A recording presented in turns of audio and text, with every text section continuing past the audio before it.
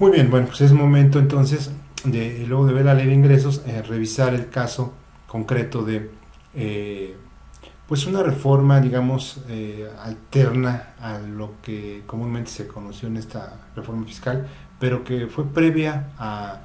este esquema que durante los últimos años pues ha sido una gran problemática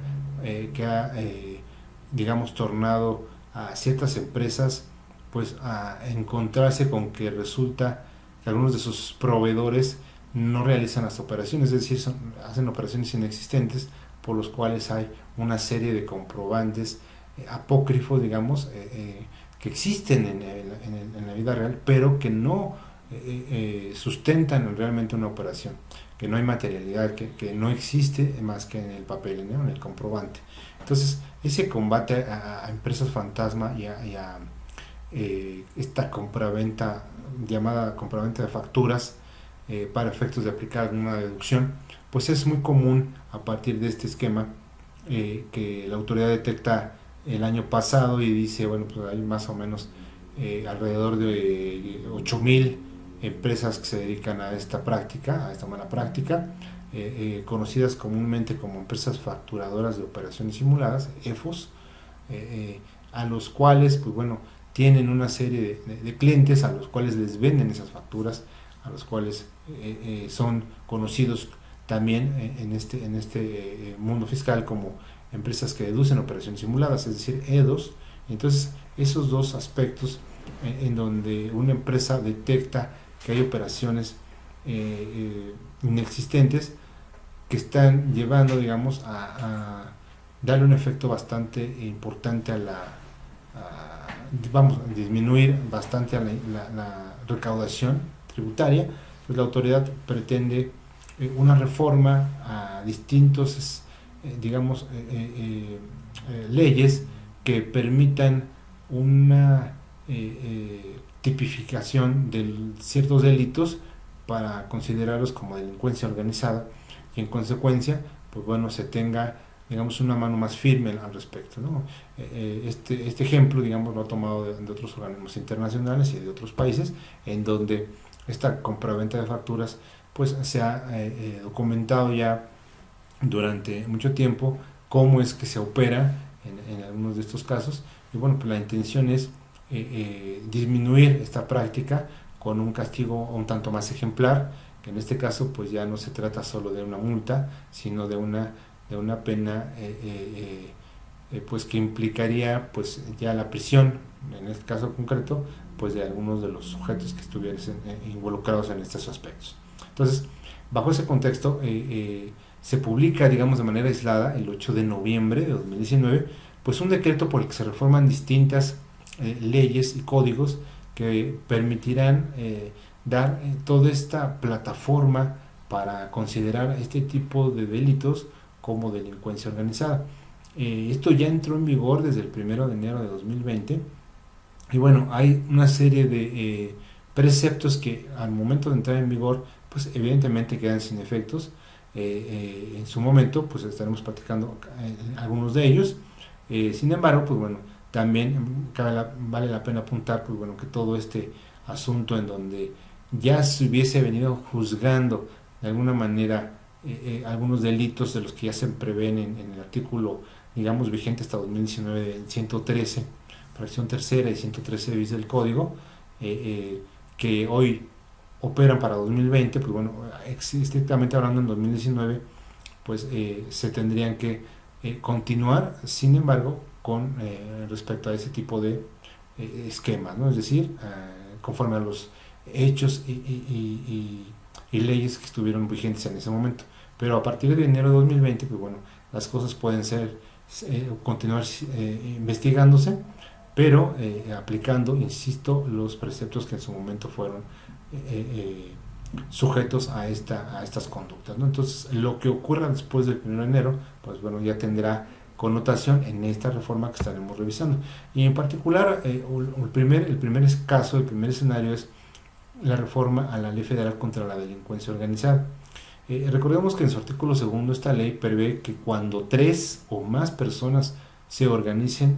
para realizar en forma permanente o reiterada conductas que por sí o por unas, por sí o unidas a otras, tenga como finalidad pues cometer alguno de los delitos que pues en el mismo precepto se listan, ¿no? Entonces, en ese sentido, se sancionarán por ese solo hecho como miembros de la delincuencia organizada. Y aquí es donde podríamos observar, en el primer caso de esta fracción octava, que ya existía evidentemente, el contrabando es equiparable, pues son algo ya clásico en este sentido. Sin embargo, vienen un par de fracciones nuevas en donde se prevé la defraudación fiscal prevista en este artículo 108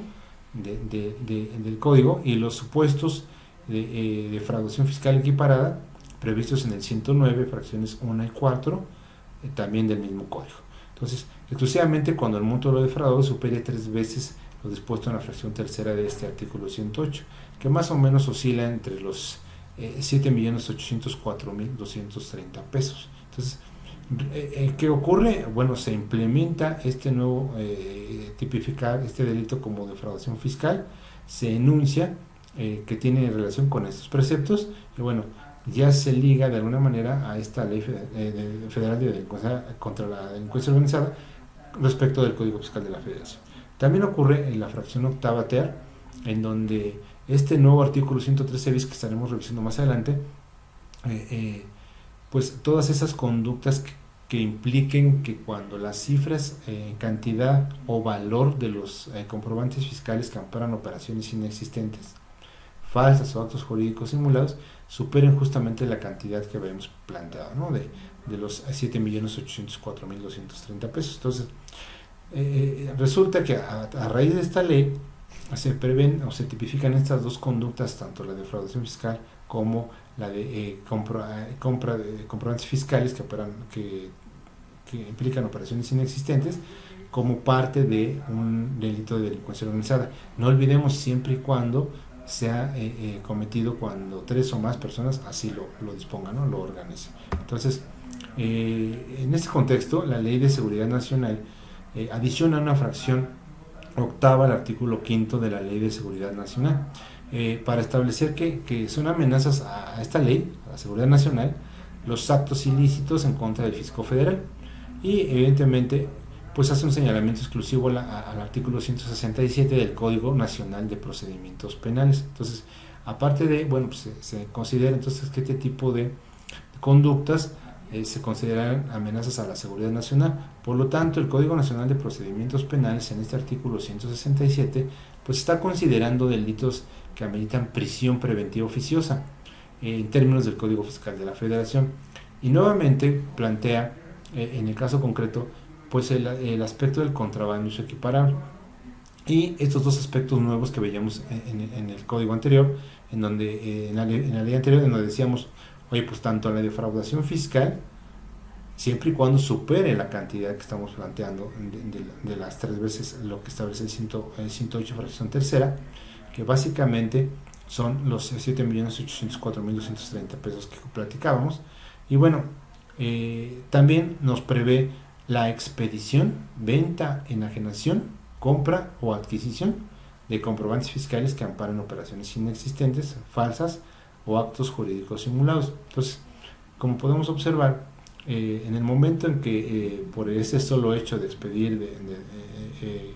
de vender o de enajenar o de comprar o adquirir comprobantes fiscales,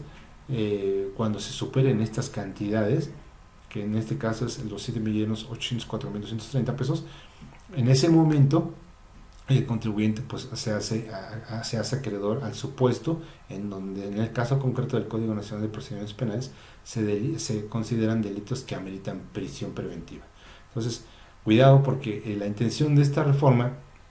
es identificar a aquellas personas, que no solamente a los que venden facturas, sino también a los que las adquieren. Y aquí es interesante plantear que se entiende que se adquirió pues, en el momento en que hay una factura a nombre de un tercero. Entonces esa persona se entiende que adquirió la factura porque evidentemente hay una operación inmersa, se supone, dentro de esa actividad, ¿no? De esa transacción. Entonces es importante tenerlo en consideración, que a partir de 2020 el contar con facturas que amparan operaciones inexistentes pueden conducir a un delito que amerita prisión preventiva. Bajo ese contexto, pues este mismo Código Nacional de Procedimientos Penales pues señala que no procederán acuerdos reparatorios. Recordemos que los acuerdos reparatorios pues son aquellos celebrados entre la víctima y el ofendido, bueno, la víctima o ofendido y el imputado, que una vez que se aprueba por el Ministerio Público o el juez de control, según donde se encuentren, en la etapa que se encuentren, y que se hayan cumplido, tienen como efecto la extinción de la acción penal. Aquí en este caso no es permitible, no proceden este tipo de acuerdos, porque, pues bueno, básicamente la intención de la autoridad es castigar, en términos de 667 que veíamos, estas tres conductas, ¿no? Contrabando, la defraudación y la compraventa de facturas. Entonces, no proceden acuerdos reparatorios al respecto. Tampoco la suspensión condicional en este sentido, bajo estos tres escenarios que decíamos: contrabando, compraventa de facturas y en el caso concreto, pues bueno, la defraudación fiscal. También esa suspensión condicional, pues bueno, opera comúnmente pues como un proceso de salida alterno, que consiste en una propuesta que se presenta al Ministerio Público o al imputado y que va dirigida a resolver sobre el pago de la reparación del daño y a establecer una serie de condiciones para proteger los derechos de la víctima. Y en caso de que el imputado cumpla con la propuesta, entonces se extingue la acción penal. Y nuevamente, como se trata de una acción que afecta directamente al fisco, no es posible aplicar la suspensión condicional.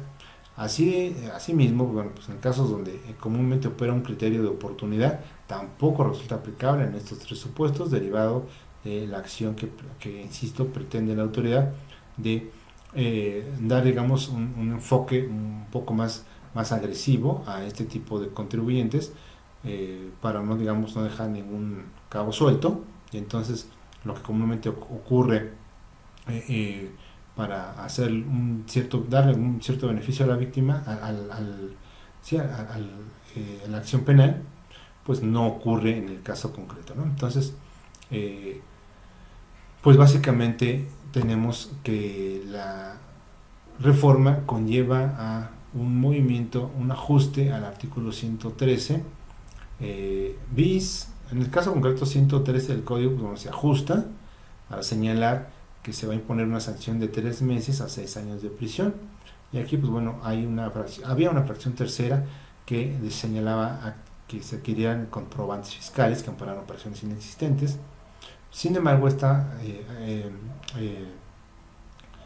fracción se deroga y pues el 113 bis entonces se convierte en, se ajusta para señalar que la sanción irá ahora desde los 2 hasta los 9 años de prisión, es decir, amplía un poco de su espectro, al que por sí o por interpósita persona expida, enajene, y aquí la parte que cambia, que se ajusta, compre o adquiera. Entonces, aquí estaba un poquito más involucrado hacia quien generase este documento, pero hoy también se consideran aquellos que lo compran o adquieren, este tipo de comprobantes, bueno, pues también entran en este supuesto, para que se dé la acción de la sanción, ¿no? Entonces, la autoridad se dio cuenta que incluso había quien se atrevía a hacer cierto tipo de publicaciones o anuncios por internet o por otros medios, en donde se preveía este tipo de actos, en donde se decía, bueno, pues se venden facturas y pues evidentemente también se incorpora a este artículo esta sanción para castigar con las mismas penas a quien, pues a sabiendas que esto es evidentemente un delito, permita o publique bajo cualquier medio este tipo de anuncios, ¿no? Entonces, también lo establece para efectos de cuando este delito lo constituye o lo tenga algún servidor público en ejercicio de sus funciones, pues, se establece que será destituido de su empleo, inhabilitado hasta por 10 años para desempeñar cualquier tipo de cargo público. Entonces, como podemos observar, este precepto involucra a un afectado. En general, el afectado siempre será de inicio la Secretaría de Hacienda y Crédito Público. Por eso es que se requería querella por parte de la Secretaría para poder proceder penalmente por este delito. Entonces, la autoridad lo va a perseguir directamente, y por esa razón no se dan algunas connotaciones en materia penal que platicábamos hace un momento. Digamos que el delito previsto en este artículo, que es de delincuencia organizada, y también todo aquel que tiene que ver con prevención del lavado de dinero, en el 400 bis del Código Penal, ¿no? Utilizar recursos de procedencia ilícita para hacer ciertas operaciones, se pueden perseguir de manera simultánea. ¿Okay? Entonces es importante tenerlo en consideración. Es importante también pues ver que el Código Penal Federal también se ajusta, y en su artículo 11 bis pues bueno, se establece que las personas jurídicas podrán imponerse algunas o varias de las consecuencias jurídicas cuando hayan intervenido en la comisión de los siguientes delitos. Es decir, no solo es hacia las personas físicas, sino estrictamente hablando aquí ya de las personas morales. Entonces, dentro de este apartado B de los delitos establecidos,